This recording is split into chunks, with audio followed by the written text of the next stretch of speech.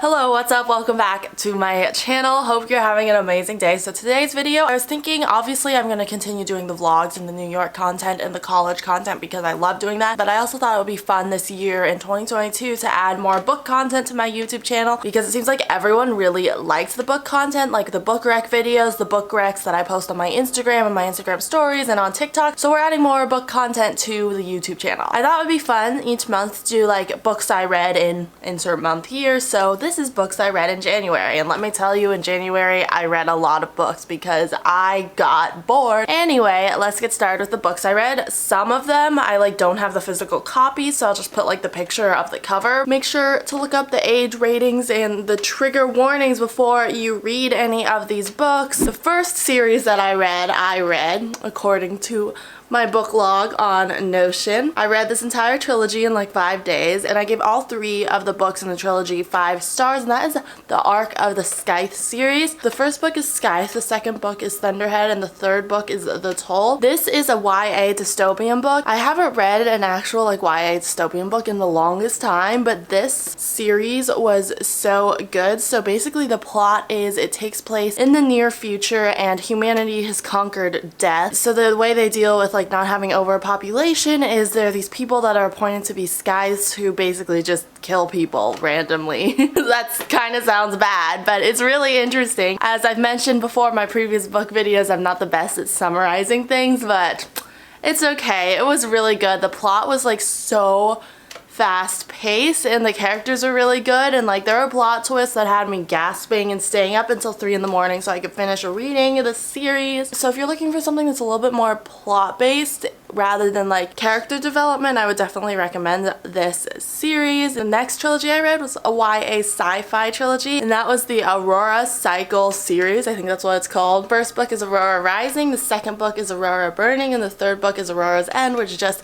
came out in November. This series had the found family trope in it, which I just love, where it's there's a big cast of characters and they all come together. The plot of this book was so good. I normally kind of get confused in sci-fi books, but this made a lot of sense to me because oftentimes sci-fi books get a little too sciencey and I just get confused. The characters were great. The fictional men were perfect. I did shed a little tear or two once I finished the series. I gave all the books in this series 5 stars too. And I don't think I said it before, but if I enjoyed the book, it's getting 5 stars. If I sort of enjoyed the book, it's getting 4 stars. Literally the lowest rating I'll give a book is 3 stars, and if I really didn't like it, I'll give it 2 stars. That's just kind of how I am because I feel bad because the authors worked hard to write a book. This series was great if you love the found family trope, plot, sci-fi stuff, if you just getting immersed into different worlds, I would totally recommend. And then the next book that I read was The Light We Lost, which was a contemporary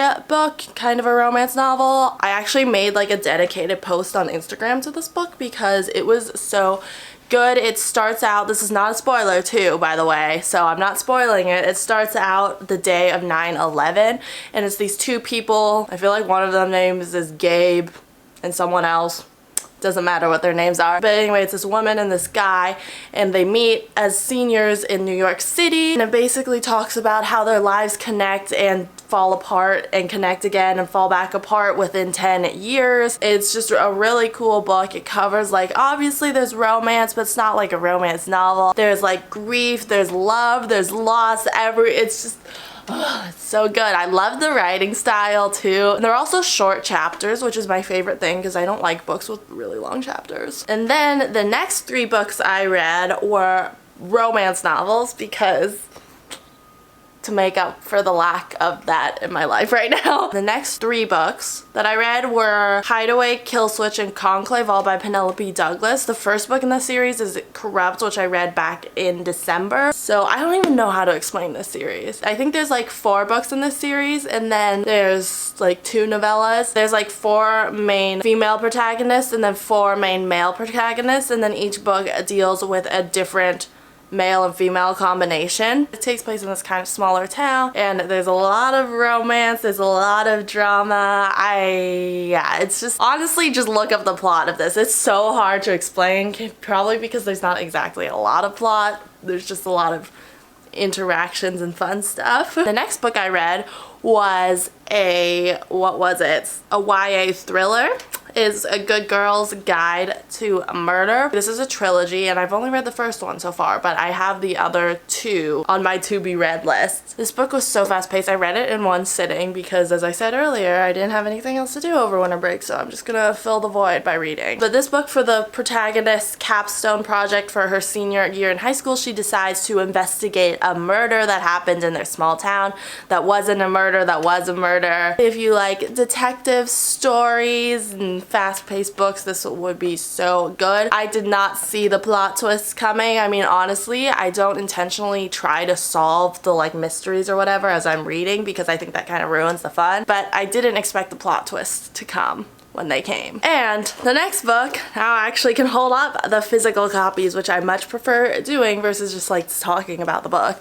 But this was the solo nonfiction book that I read. This was so good. It's an essay book by Emily Ratajkowski, who is a famous model, actress, activist. Through this book, now I feel like I just want to read a ton of essay books. It's so interesting to see into the life of a model and just the whole Hollywood industry and the kind of behind the scenes, and just see her perspective on the industry and also see her perspective on like feminism and stuff and social issues. I love like essays because it's like a little glimpse into someone's life, and I honestly read like a fiction book even though it's nonfiction, but I would totally recommend this if you're looking to get kind of into nonfiction but you also really do prefer fiction. The next book is The Pisces. This is definitely one of the weirder books I've ever read. Don't really know how to explain it, but they had short chapters. That's one thing that I can say. It's about this woman who spent like 10 years writing her dissertation on Sappho the poet, and then she and her boyfriend break up, so she moves out to Los Angeles to dog sit for her sister, and then she meets this guy, but it's not the type of guy you expect. It's so weird. You're either gonna love it or you're gonna hate it. It depends on if you like chaotic women in fiction, which I do, so I really like this book. There is a little bit of a fantasy element to it. There's a little bit of a mythology element to this too. This is just a weird book, honestly. And then the next book I read was Convenience Store Woman. This book was actually translated from Japanese, which I think is really cool. So it's about this woman who's been working at a convenience store, hence the title Convenience Store Woman, and she has been working there for like almost 20 years, and it just talks about her daily life. It talks about like social expectations in society and societal pressure on her to like get a different career and to like get married and to have kids. It's really interesting. It's pretty short too, so you can read this really quickly. I actually read this at a cafe and it was so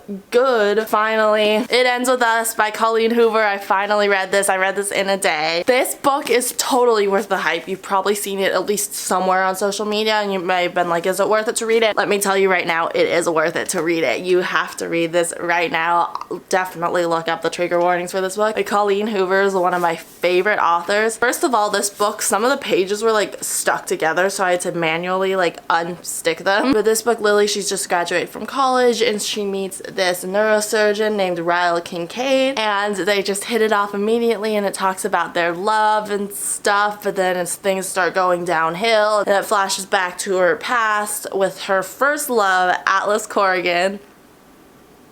Can he be real, please? And then how the past connects with her present life and just the effects of different traumas and stuff. It is such a good read. I love her books, and I love her books too because the covers always, you can understand the covers after you read the book, and the covers make so much sense. So this book is so worth the hype. You have to read this right now. Also, Colleen Hoover just announced a sequel to this book called It Starts With Us, which comes out I think in October, and I'm so excited for it. That's all like what, 15 books that I read in January? Anyway, I really hope you enjoyed this review video slash just commentary video. If you're interested in any of the books, I'll link them down below, and thank you so much for watching. If you enjoyed it, please give it a thumbs up. Comment down below anything you want to subscribe to my channel. Follow me on Instagram and on TikTok for daily posts, and I'll see you next time. Have a great rest of your day. Bye!